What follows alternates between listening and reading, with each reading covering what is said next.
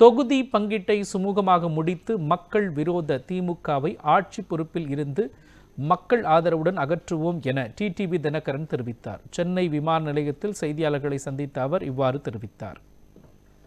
உள்துறை அமைச்சரையும் தமிழ்நாடு மேலிட பொறுப்பாளர் மாண்புமிகு பியூஷ் கோயல் அவர்களையும் சந்தித்து வந்தோம்.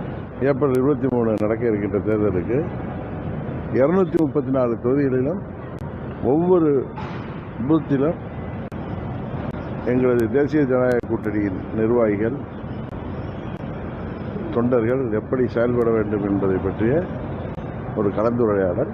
என்னன்னு தெரியல, உங்களுக்கு அமமுகவுக்கு சீட்டு கொடுக்கறதுல தேசிய ஜனநாயக கூட்டணிக்கு ஒன்றும் எந்தவித குழப்பமும் இல்லை. ஆனால் நீங்கள் தான் ரொம்ப கருவித்தனமாக ஊடகங்கள் நடந்துருக்கு. என்ன தெரியுங்கிறத நீங்கள் தான் பார்க்க போறீங்க. உள்துறை அமைச்சரும் மாண்புமிகு பியூஷ் கோயல் அவர்களும் டெய்லி இங்கே வந்து உட்கார்ந்து கூட்டணி தொடர்பான தொகுதி பங்கீடு விஷயங்களை பேச முடியாது.